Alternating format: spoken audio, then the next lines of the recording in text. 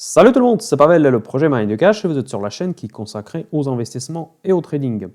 Dans cette vidéo, un petit peu plus informelle que d'habitude, nous allons parler de Bitcoin et de l'or. Donc évidemment, surtout le premier qui fait la une des plein de discussions financières, des presses financières, etc. parce qu'on s'approche à des plus hauts historiques. Je vais faire revivre ce sujet sur la chaîne Mind the Cash qui était présent dans le passé. Maintenant, j'en parle quasiment plus de temps en temps, mais pas souvent. Et ça, c'est une bonne occasion de faire un point sur où je suis par rapport à cet actif et quelles sont mes projections. Et en même temps, nous allons parler de l'or en fait, comme un investissement, comme un actif à détenir. Parce que souvent dans mes vidéos où j'ai parlé du Bitcoin, je compare souvent le Bitcoin avec l'or. C'est pour ça que je donnais le nom à cette vidéo. Est-ce que Bitcoin, c'est un nouveau or de 21e siècle? Donc, je pense que je vais avoir beaucoup de dislikes pour cette vidéo parce que je sais qu'il y en a beaucoup qui ne sont pas d'accord avec ma position sur l'or. Mais peu importe. L'idée, c'est que la chaîne soit honnête. Donc, moi, je vous exprime mon avis. Après, dans les commentaires, on en discute. On s'échange d'avis, on avance ses propres arguments. Donc, c'est toujours intéressant d'avoir une divergence d'avis de temps en temps. Donc, ce n'est pas un problème. Dites-moi ce que vous en pensez. Mais surtout, si vous mettez des likes, en fait, c'est juste le truc à chaque fois que je demande que mettez-moi quand même un petit commentaire pour que je le sache. Comme ça permettra d'évoluer la chaîne, à moins que c'est un dislike qui, on va dire, qui n'est pas constructif, genre vous m'aimez pas du tout, et donc vous aimez pas comment la vidéo est faite, etc. Bref. En tout cas, la critique, c'est toujours bienvenu. Donc, j'ai oublié de vous dire, comme d'habitude, inscrivez-vous si ce n'est pas encore fait, la petite cloche pour être averti quand je publie de nouvelles vidéos. Des likes, c'est super important, si ce format vous plaît ou pas. Donc, et évidemment, pour ceux qui veulent aider à la chaîne, vous avez un lien PayPal dans la description. Donc cette vidéo, il y aura pas mal du blablabla. En fait, je me suis servi même en petit vent là. Donc attention, l'alcool c'est dangereux pour la santé parce que je vais faire un petit peu du blablabla. Parfois ça passe bien, parfois moins bien. Mais on va évidemment parler des choses concrètes. D'ailleurs, je voulais lancer une catégorie sur la chaîne, une espèce de vlog où je vais parler un petit peu de moi, parler un petit peu de la vie, un petit peu des différentes choses un petit peu plus philosophiques, comme la vidéo sur le capitalisme et socialisme que j'ai enregistré il n'y a pas si longtemps. Donc ça a assez bien rentré, en fait, je trouve que donc il y a eu pas mal de commentaires, apparemment ça vous intéresse. Donc je vais peut-être parler des sujets un petit peu plus décontractés. Et juste pour commencer ce vlog, je veux dire que je suis passionné des vins. Donc évidemment, encore une fois, je ne veux pas mettre le disclaimer que vous savez que l'alcool c'est mauvais pour la santé, il ne faut pas abuser, etc. Bon, bref, vous savez tout ça.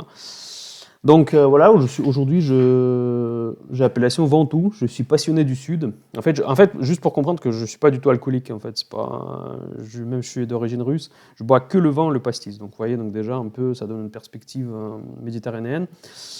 Et bon, je fais énormément de sport, donc je peux me permettre, donc ça va. Donc je bois pas vraiment pas beaucoup, et du coup je vous invite pas, si vous buvez pas, donc c'est bien, vous faites mieux que moi. Voilà, donc ça c'était juste une petite parenthèse personnelle. Et voilà, donc pour commencer cette vidéo, dans l'interview que je fais avec Julien Flo, on avait parlé un petit peu de l'or et de Bitcoin. En fait, justement, je lui ai posé la question qu'est-ce qu'il propose dans le Blitz à la fin, qu'est-ce qu'il préfère, l'or ou Bitcoin. Lui, il préfère Bitcoin, tout comme moi. Donc là, c'était un des nombreux points sur lesquels on était d'accord. Et aujourd'hui, je vais vous parler un petit peu plus en détail, de regarder un petit peu plus l'image globale des deux actifs, et quelles sont mes positions actuelles et quelles seront mes positions futures par rapport à ces deux actifs. Donc, je vais commencer de vous parler par Bitcoin. Donc je pense que il vaut mieux commencer par ça parce que c'est vraiment le sujet buzz. Donc là, vous attendez certainement mon avis là-dessus. Pour ceux qui suivent la chaîne depuis le tout début, donc vous le savez qu'il y a des vidéos en fait. Dans l'historique, il y a un lien playlist qui s'appelle investissement alternatif. Donc vous allez avoir des vieilles vidéos sur le Bitcoin que j'ai enregistrées. Et donc moi je disais à l'époque, je vais vous expliquer comment mon avis sur cet actif a évolué au fil du temps. C'est que moi je disais que je sais pas comment ça va se passer. Moi je vois que toujours je voyais un risque réglementaire énorme. Mais je voulais pas rater mon train, donc je voulais me positionner sans s'exposer trop, donc parce que moi je trouvais l'idée elle est parfaite, donc j'étais assez intéressé par des technologies de blockchain, parce que bon, en plus je suis informaticien à la base, donc ça m'intéresse naturellement.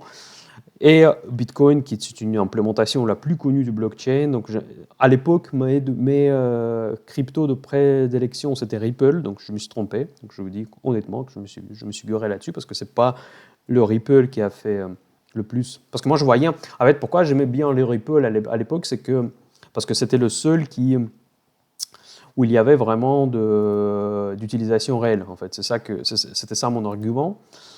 Et moi, je voyais Ripple comme quelque chose qui peut vraiment avoir beaucoup d'avenir pour des transactions interbancaires. J'ai investi également dans Stellar, mais vraiment un petit peu. Je vais vous montrer mon portefeuille, cette fois réel, parce que là, je vais vous parler, je vais vous dire quelle stratégie j'ai adoptée. Donc, il y a 2 ans à peu près, j'ai adopté une stratégie que je veux mettre tous les mois entre 50 et 100 euros dans ces actifs. Donc voilà, donc du coup c'est vraiment des sommes, bon après ça dépend évidemment de votre patrimoine, mais dans mon cas c'est des sommes vraiment peu significatives. En tout cas je me suis dit en fait je vais acheter quelque chose à des niveaux très élevés. Bon en fait je commençais à les acheter quelque part ici quand on était proche des plus hauts, mais en fait bon on n'était pas avant 1000. Je crois que toute première transaction que je fais elle était à tout autour de 14-12 000. Et en fait, l'idée pour moi, c'était que moi j'avais évidemment peur, comme tout le monde, que c'est du scam en fait, c'est des trucs à la con qui va disparaître d'ici quelques mois, qui va valoir zéro. Et quand ça commençait à se casser la gueule, donc c'était assez intéressant parce que la question que je me posais, c'est que jusqu'à quel niveau on va tomber? Pourquoi je me posais cette question? Parce que si c'est du vrai scam, donc Bitcoin, donc du coup, je ne veux pas dire arnaque, mais vraiment un truc, une pure bulle spéculative, dans ce cas-là, ça va retomber dans des niveaux vraiment de tout début, genre 100 $, voire moins, voire zéro, voire disparaître. Et quand ça commençait à cracher, du coup, je me suis dit, à un moment donné, effectivement, je me disais, tiens, c'est quand même bizarre, en fait, que ça tombe quand même fort, donc là, ça risque de tomber très, très bas. Et moi, je me suis fixé un objectif, là, on va regarder un petit peu l'image technique de l'époque. Vous voyez, donc ça descendait, donc du coup, moi, je l'ai acheté à chaque étape de cette vertigineuse descente. J'ai acheté des petits bouts de Bitcoin et j'ai acheté, en fait, ma stratégie était suivante. En fait, j'ai acheté du Ripple et quelque chose d'autre. Donc, ça pouvait être soit Bitcoin, soit altcoin, soit Bitcoin Cash, soit Ethereum, tout ce genre de trucs. Je voulais mixer un petit peu les cryptos. Mais les cryptos qui m'intéressaient vraiment de point de vue projet derrière, c'était le Ripple, comme je viens de vous dire, mais aussi Ethereum, parce que l'architecture des smart applications qu'ils proposaient, ça, c'était assez passionnant. Donc en tout cas, du coup, j'ai privilégié quand même ces trois premières capitalisations boursières de crypto, et j'ai investi ça dedans. Donc évidemment, j'étais complètement à la rue au niveau de PNL, donc là j'ai enregistré plusieurs vidéos, donc ça se cassait la gueule sans arrêt. Et en fait, je me souviens très bien qu'à un moment donné, je me suis dessiné en fait vraiment ce niveau technique autour des 3000. Et je me disais, tiens, si on casse ces niveaux de 3000, genre là, franchement, je pense que ça va chuter, on va oublier de cette monnaie. Mais comme vous pouvez voir ici, là, c'est qu'on a réussi de se stabiliser à ces niveaux-là. Donc ici, il y a eu des gros volumes, comme vous pouvez voir. Et là, on est quand même passé par un petit bout de temps dans ces eaux-là, avant de reprendre la hausse en fait, des cours de Bitcoin, encore une fois. Mais en tout cas, ça m'a indiqué quand même ce qu'on a tenu le seuil technique qui pour moi a été vraiment crucial. Et ce seuil technique me prouvait que si le minimum pour cet actif est de 3000 $, juste pour un token électronique, dans ce cas-là, il y a quelque chose derrière. Donc c'est pour ça que c'était ça ma vision. C'est là, en fait, j'ai changé d'avis sur le Bitcoin à ce niveau-là quand il était au plus bas. C'est quand tout le monde disait que Bitcoin c'est fini.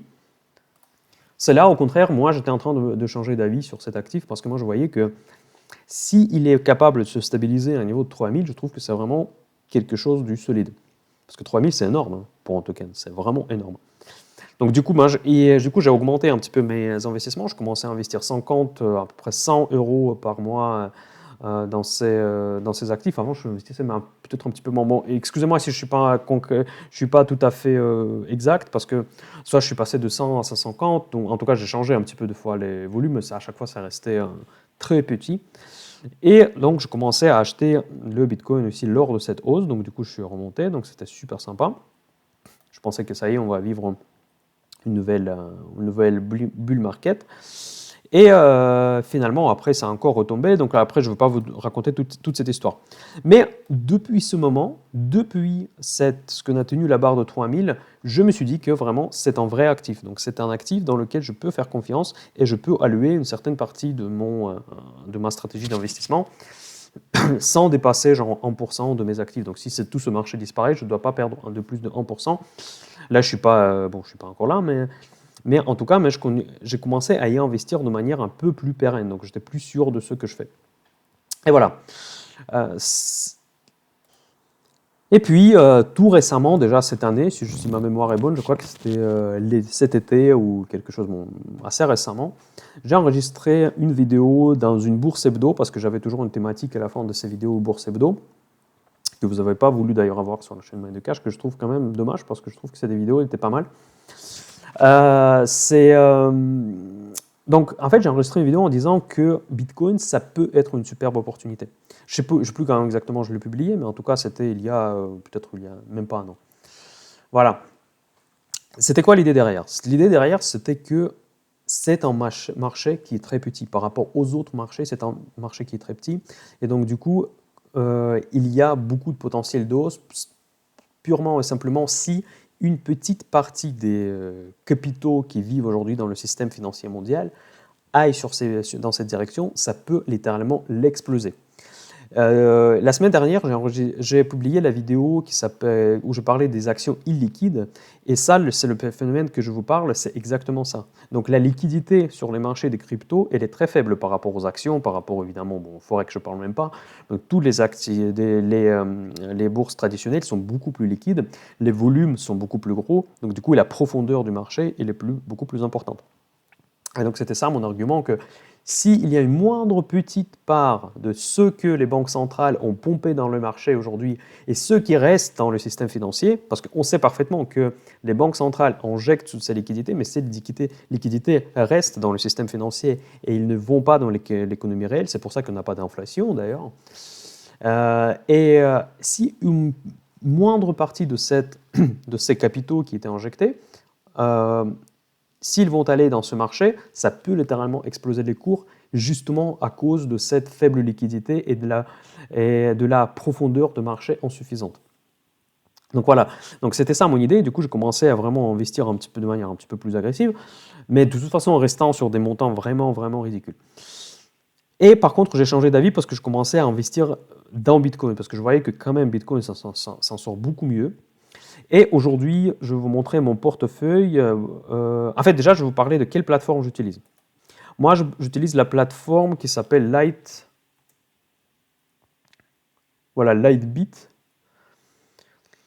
Pourquoi j'ai choisi cette plateforme? Je crois que, pour ceux qui veulent, d'ailleurs, je crois que je vais avoir un lien d'affiliation, ou je sais pas, peut-être on peut avoir quelque chose comme parrainage, des choses comme ça. Mais dites-moi dans les commentaires si ça vous intéresse.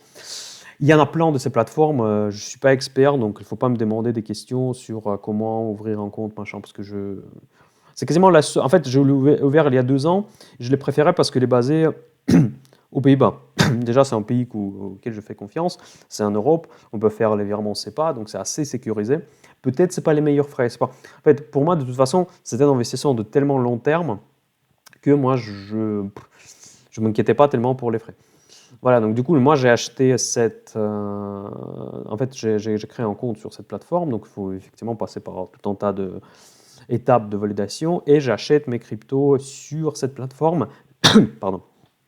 Par contre, mon wallet, je le garde.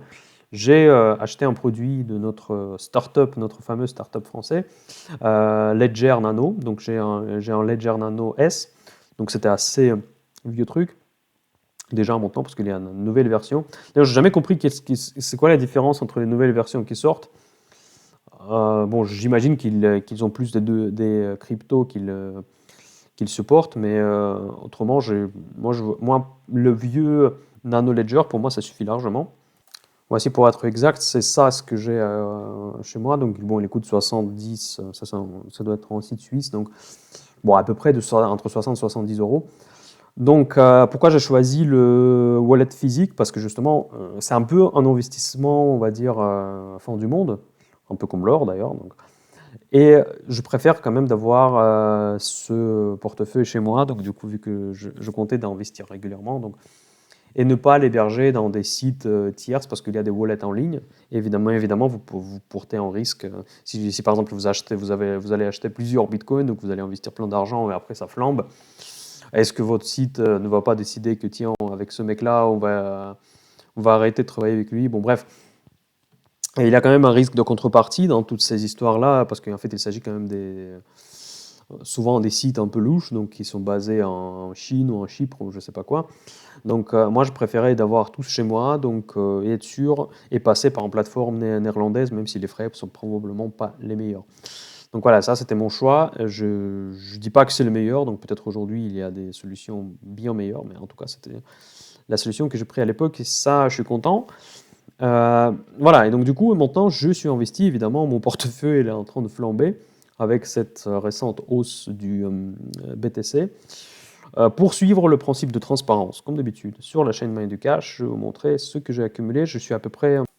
Donc, vous voyez, voilà, je suis à peu près à 3000 euros. Là, je n'ai pas booké le dernier mois, donc ça doit être un tout petit peu plus. Donc là, je dois être pile, je dois être à 3000 euros presque tout rond d'investissement dans ces cryptos après la hausse de presque 72%. Et c'est sympa, donc quand même.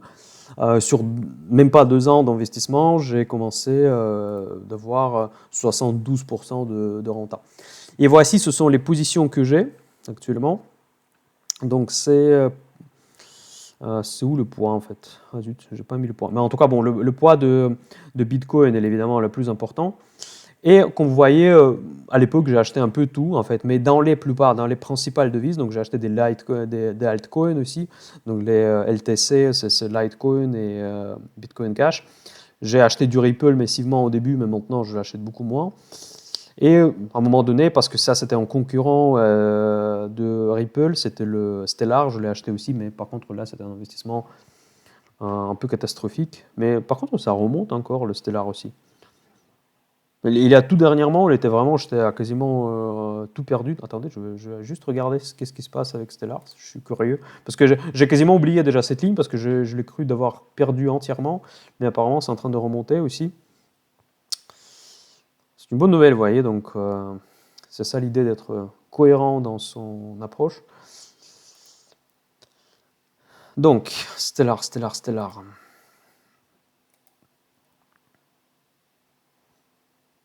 J'ai un internet catastrophique. Ah bah oui, vous voyez, donc ça, c'est pas mal. Donc on est passé de 6 centimes à 17 centimes. Donc bon, il n'y a pas beaucoup d'actions qui peuvent faire ça. Bon, peut-être NIO, peut-être NIO ou des trucs comme ça. Bon, moi en tout cas, c'est excellent.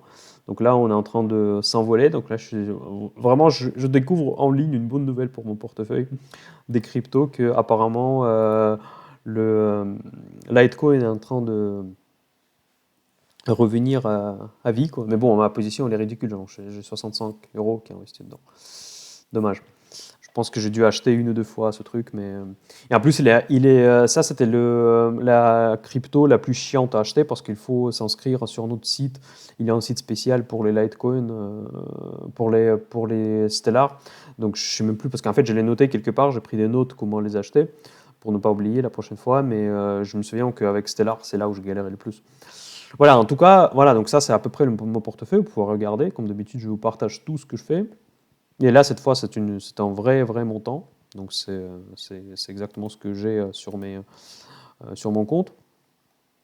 Donc voilà, donc vous voyez, donc 72%, c'est quand même vraiment sympathique pour un investissement. Bon, je pense que quelconque. Évidemment, le risque il était énorme, donc du coup la rentabilité est là. Voilà, et donc qu'est-ce que je compte faire? En fait, moi je compte continuer. Je vais acheter je vais acheter 50 de crypto tous les mois, peut-être même 3 maintenant, vu que comment ça se passe. Peut-être que je vais revenir sur XLM du coup. Et je vais acheter entre 100 et 150 euros par mois des 2 ou 3 devises bon, devises crypto différentes. Voilà. Parce que pour moi, ce n'est pas vraiment les devises. Et c'est exactement dans cette idée-là que moi, j'aime toujours le projet. Ça a prouvé qu'en fait, ça a vécu déjà pas mal d'années quand même. Et c'est qu'avec ce petit marché, si maintenant les différents fonds d'investissement, ils savent pas quoi faire avec de l'argent parce qu'ils ne veulent pas les injecter dans l'économie réelle, ils doivent les mettre quelque part. Déjà, les marchés d'actions sont trop chers, les marchés de dette sont manipulés, le marché de l'or, on va encore en parler. Donc, il ne reste plus grand-chose. Donc, il aura eu cette petite part que je m'attendais pour faire flamber les cours dans un marché illiquide, dans un marché restreint. C'est ça l'idée. Voilà. Après, évidemment, tout ce que je dis, ce n'est pas des conseils d'investissement, donc je ne fais jamais de conseils d'investissement. Vous le savez parfaitement si vous suivez la chaîne Mind de Cash. Donc, mais en tout cas, je ne sais pas s'il faut l'acheter maintenant ou pas, il faut attendre en plus bas, c'est à vous de voir. Donc, je ne vais même pas faire l'analyse technique parce qu'il est aussi, évidemment, mais est-ce que ça ne va pas se renverser aussitôt? Parce que là, on est proche au plus haut historique, donc peut-être, je pense qu'on va le dépasser, mais bon, je pense, ça c'est mon avis personnel, je peux pas le garantir. Mais en tout cas, si vous ne prenez pas le train maintenant, vous risquez encore rester, attendre éternellement et ne jamais rentrer, parce que après, je ne sais pas jusqu'à quel niveau ça peut partir. C'est un petit peu le même phénomène. Bon, techniquement, c'est autre chose, mais comme le short squeeze dont je vous ai parlé sur Macy's, mais ici, c'est juste la liquidité, c'est le manque de liquidité qui va pousser vers le Bitcoin vers le haut, à mon avis, encore une fois, je ne suis pas certain, évidemment, mais en tout cas, il suffit qu'un gros fonds rentre dans ce marché, et ça va partir très, très, très, très, très haut. Voilà. Donc, un petit gorgé de Ventoux. Dites-moi dans les commentaires, d'ailleurs, s'il y a des gens qui sont du sud de la France. Je suis vraiment, vraiment passionné de Provence. Je vais souvent dans les Alpes. Voilà, donc ça, c'est vraiment ma région préférée de la France. Ouais, en fait, il y a beaucoup de régions que j'aime en France, mais s'il y en a un que je préfère, ça doit être les Alpes. C'est juste par curiosité s'il y a des gens qui habitent là-bas. Voilà. Maintenant, on va parler de l'or rapidement, parce que comme les investissements un petit peu alternatifs, vous voyez, donc moi, je catégorise l'or comme un investissement alternatif. Ça, c'est vraiment quelque chose que vous pouvez ne pas forcément être d'accord avec moi. Bon, vous n'êtes pas obligé. En fait, l'or, vous voyez, ça, c'est vraiment le graphique de très, très, très long terme de l'or. Donc là, on voit que ce graphique commence dans les années 80. Et l'or, évidemment, il est considéré, donc il prétend à être, parce qu'en fait, ça, c'est un point avec lequel je ne suis pas d'accord. C'est parce que je ne suis pas d'accord, c'est parce qu'en fait, les faits historiques ne permettent pas de dire ce que tout le monde pense de l'or. Parce qu'en fait, il est considéré comme une protection contre l'inflation. Pourtant, malgré que ça, c'est vraiment une irrationnel, c'est rare, c'est rare que l'or nous protégeait vraiment de l'inflation. En réalité, regardez ce graphique. Quand est-ce qu'on a eu de l'inflation? Bon, le seul unique fois qu'on l'a vraiment protégé de l'inflation, c'était dans les débuts des années 80. Mais, encore une fois, pour l'or, il y a une grande date pivot. Ça, c'est l'abandon de l'étalon d'or. L'abandon de l'étalon d'or, il a eu lieu dans 1971, si je ne me trompe pas. Okay, c'est encore à l'époque de Charles de Gaulle. Okay, donc je ne vais pas vous rentrer parce qu'en fait il avait un système de Bretton Woods qui a été en 1944 et après qui a indexé toutes les devises mondiales après la guerre sur le dollar, et le dollar, dans sa part, il était indexé sur l'or. Okay. Et donc après les Américains, en étant très smart et très inventeurs de point de vue financier, ils ont vite compris qu'on peut imprimer des dollars et vendre partout dans le monde, parce que c'est comme s'il imprimait de l'or. Et Charles de Gaulle l'a bien compris, il a exigé de donner de l'or contre le billet vert. Mais du coup, Nixon n'était pas d'accord. Et finalement, ils ont décidé d'abandonner l'étalon d'or. On est passé à ces cours des devises, parce que toute la devise vaut quelque chose par rapport à une autre. Donc ça, c'est les cross rates, ce qu'on appelle. Voilà. C'est très rapidement. Si ça vous intéresse, je peux enregistrer une vidéo historique, parce que je connais très très bien cette histoire-là. Donc je peux vous en parler si ça vous intéresse. Mais en tout cas, c'est comme ça que ça s'est passé. Parce que l'or, elle était une valeur vraiment refuge, je suis absolument d'accord, jusqu'à ce moment. Et encore longtemps après. Parce que, vous savez, l'actif dans lequel on croyait pendant pas pendant des siècles, même presque des millénaires. Donc, ça ne disparaît pas tout de suite. Ça, c'est une première raison, c'est purement psychologique, qu'on continuait à croire dans l'or comme quelque chose d'une valeur suprême. Ensuite, il y a une autre raison que les banques centrales, parce qu'il y avait les talents d'or, les banques centrales, ils ont accumulé les tonnes de l'or dans leur balance. Parce qu'en fait, à l'époque, encore une fois, je vous dis qu'à l'époque, c'était important pour eux. Parce que plus tu as de l'or, plus tu es riche. À l'époque, l'or, c'était le synonyme de la richesse. Mais après l'abandon de l'étalon d'or, ce n'était plus le cas. Mais les balances des banques centrales mondiales, elles étaient blindées de l'or. Okay, donc, et aujourd'hui, un argument des gens des différentes ressources qui font beaucoup de publicité pour l'investissement d'or, ils disent souvent que les banques centrales, ils achètent de l'or. C'est faux. Les banques centrales, ils ont de l'or. Ils ont beaucoup d'or, c'est vrai, mais ils ne le rachètent pas. Ils n'achètent pas de nouveaux lingots d'or dans leurs réserves, parce que ça ne leur sert à rien. Ils l'ont de l'or parce que historiquement, ils l'avaient. Et pourquoi ils ne le vendent pas? Ils le vendent. Vous pouvez regarder, c'est très facile à trouver sur Internet, que depuis, je crois, 10 ans ou 15 ans, les banques centrales des pays majeurs, les pays développés majeurs, sont des nets vendeurs de l'or.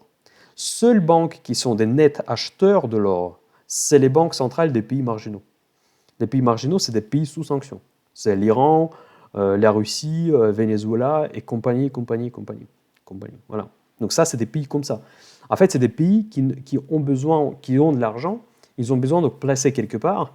En général, les banques centrales des pays développés, qui sont, on va dire, je ne vais pas dire normaux, mais qui sont dans le système, on va dire, américain, et ils peuvent acheter des obligations américaines et placer cet argent là-bas. Mais les pays, comme d'ailleurs j'oubliais la Chine, évidemment, en fait, la Chine, elle peut faire confiance aux États-Unis, mais dernièrement, c'était un peu difficile, surtout avec Donald Trump. Et ces pays qui sont anti-américains,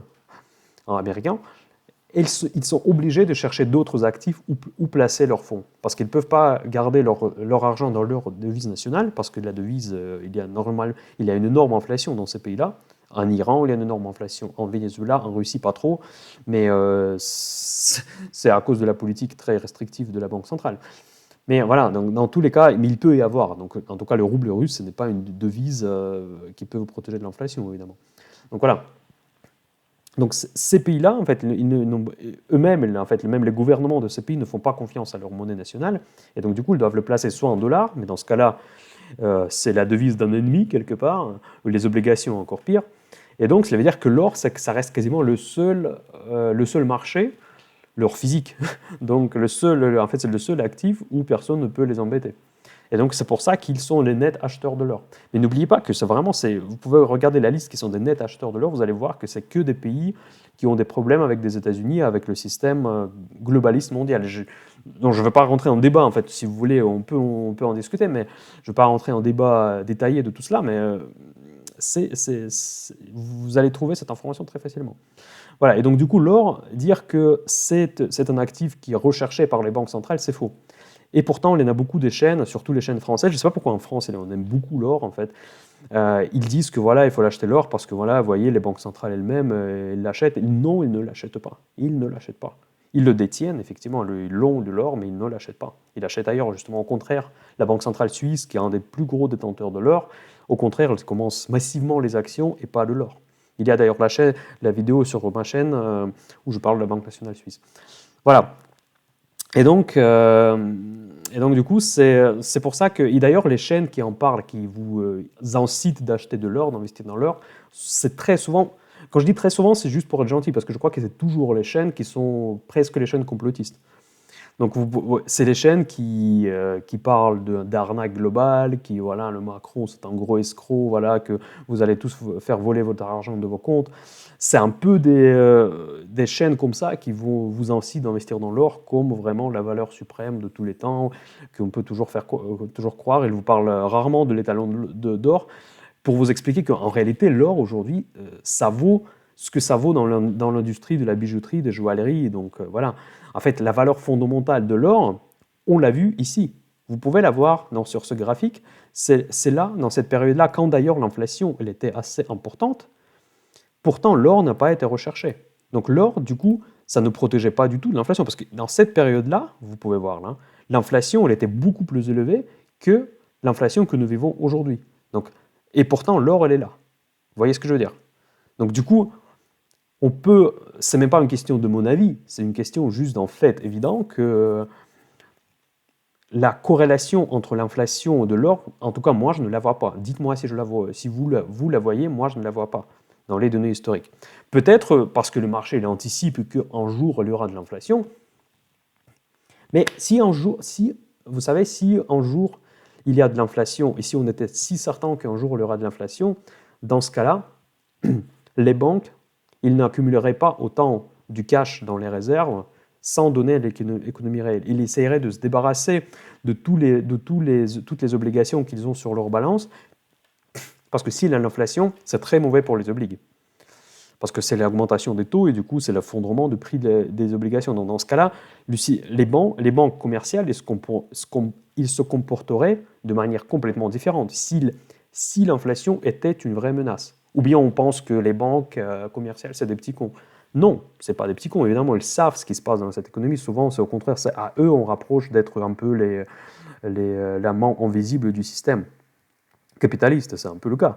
Mais en tout cas, pour raison X ou Y, ils n'ont pas peur de l'inflation. En tout cas, ils n'ont pas l'air. Vous voyez, ils n'achètent pas massivement de l'or, ils ne vendent pas les obligations américaines ou les obligations françaises qui vont s'effondrer si jamais l'inflation s'envole. Vous voyez? Donc cela veut dire qu'il y a une dissonance quelque part dans ce raisonnement. Donc cela veut dire que pour moi, il n'y a pas vraiment de corrélation réelle entre l'or et l'inflation. Voilà, donc ça, pour moi, ce graphique le prouve de manière incontestable. Voilà. Donc ensuite, pourquoi ça a commencé à monter ici? Eh bien, parce que là, vous voyez, ça commence. Bon, ici, c'était quoi? Ça commençait à monter, ça c'était la crise proche, c'est juste avant de la crise des subprimes, et ça a commencé à vraiment monter après la crise de subprimes, quand il a commencé à avoir des injections monétaires. Les injections monétaires sous une forme de QE, de quantitative easing. Mais pourquoi ça montait? Mais parce que QE c'était nouveau à l'époque. On ne savait pas ce que c'est, on ne savait pas comment ça marche. Et tout le monde, y compris moi j'étais persuadé en 2008-2009, donc j'étais plus jeune aussi, plus naïf, moi je croyais que ça va un jour créer de l'inflation. Maintenant je comprends un petit peu mieux comment ça fonctionne et du coup je ne m'attends pas à l'inflation. Et je m'attends en plus, pire, je m'attends à la déflation, donc pour être honnête. En tout cas, dans l'avenir foreseeable future, comme on dit. Voilà. Mais en tout cas, la peur de l'inflation, parce qu'on ne connaissait pas ce que c'est les QI, a fait monter de l'or, mais c'est purement de la psychologie. Okay, voilà. Ensuite, après, il y a eu une accalmie, et maintenant, on revit plus ou moins le même scénario, parce qu'il y a eu des nouvelles injections monétaires de la Banque centrale dans le cadre de cette crise de Covid-19. Donc, quel constat on peut faire? L'or monte quand il y a des fortes injections monétaires. Et en fait, quand on commence à avoir peur de l'inflation, même si on sait que l'or nous n'en protège pas. Donc, c'est quand même assez irrationnel. Et dans cette irrationalité, moi, je vois une opportunité du trading, mais purement technique. Donc, en fait, moi, je trouve que ce qui rapproche le BTC, donc le Bitcoin et l'or, c'est que ces deux produits sont très émotionnels. Parce que Bitcoin, sa valeur fondamentale est zéro. Donc bon, après, on peut le calculer par rapport au nombre de biens qu'on peut acheter avec, etc., etc. Mais bon, globalement, c'est zéro.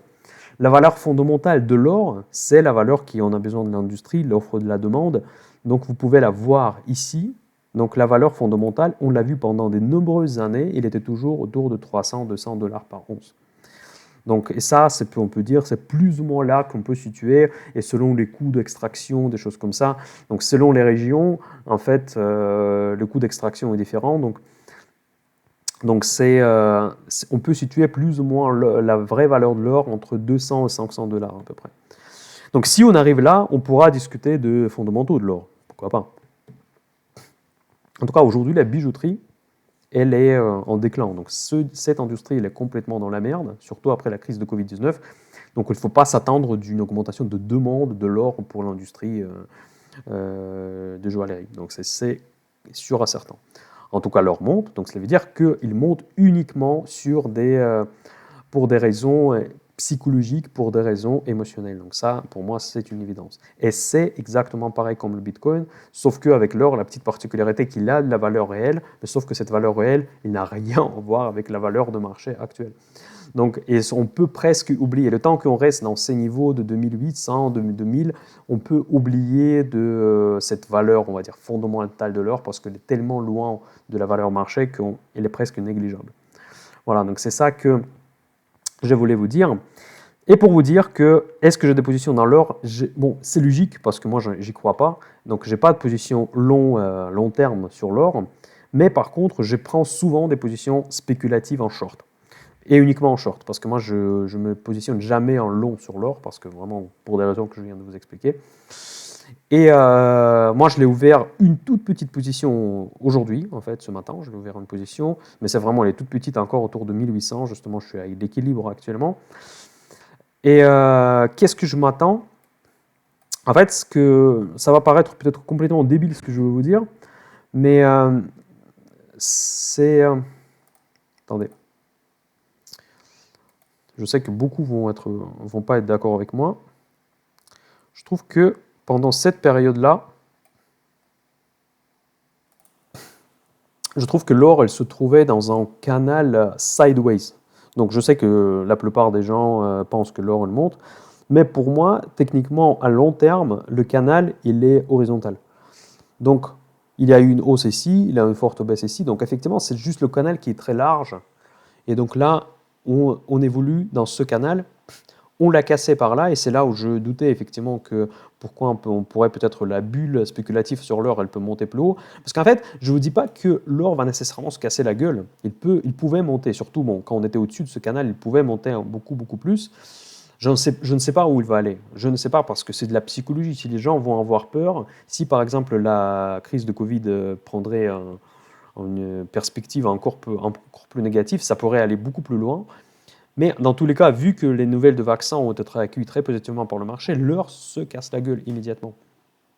Voilà. Et donc là, on voit qu'on est repassé dans ce canal. Et moi, je vois parfaitement, je vais vous dire une chose folle, mais je vois parfaitement une perspective à long terme, à moyen terme, de descente très rapide vers 1500 et pourquoi pas jusqu'à 1000 pour continuer à rester dans ce canal.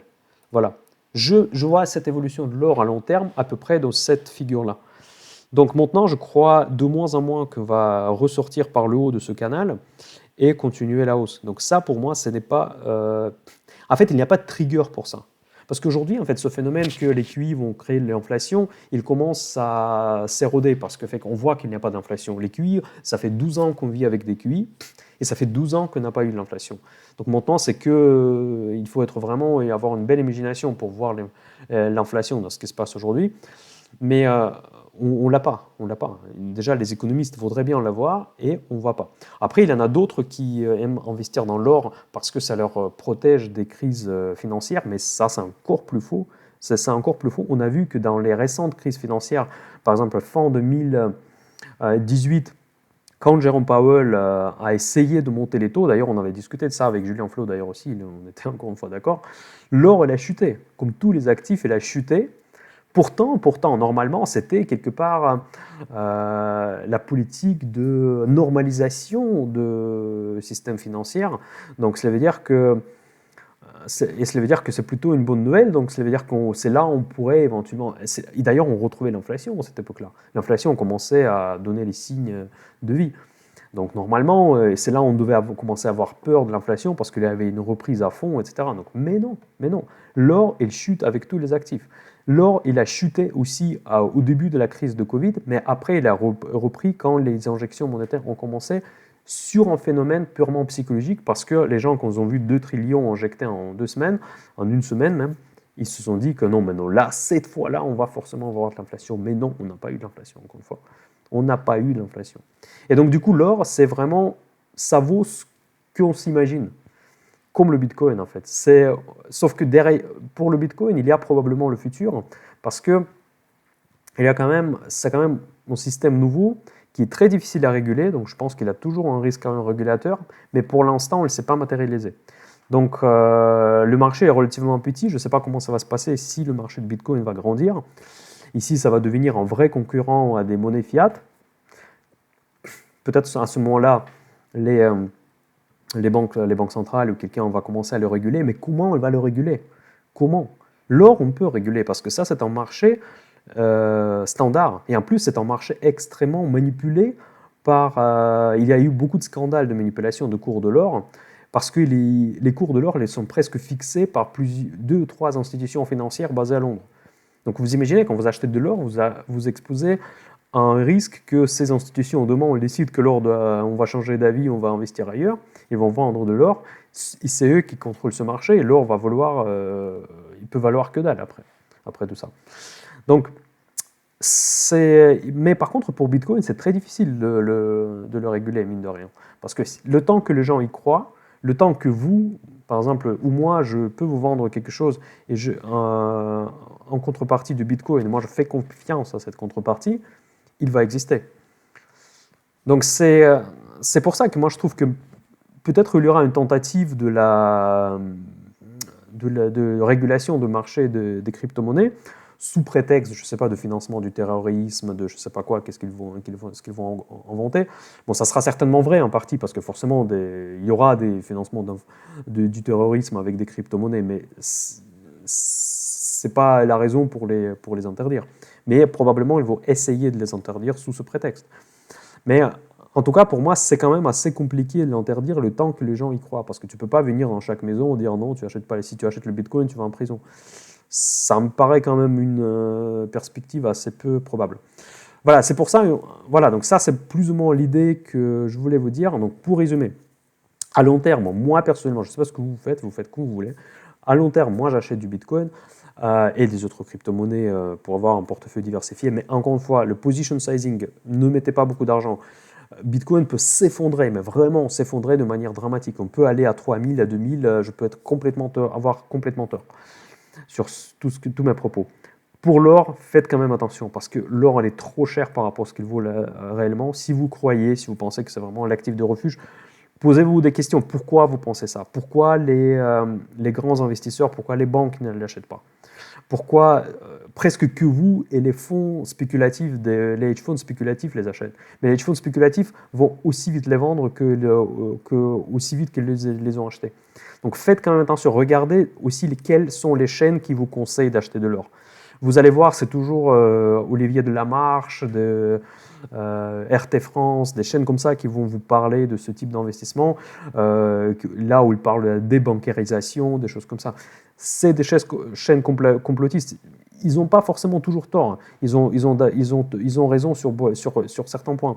Mais quand même, est-ce que vous voulez baser... Est-ce que c'est... En fait, la vraie question à se poser, est-ce que le scénario de la fin du système monétaire actuel, est-ce que c'est votre scénario de base?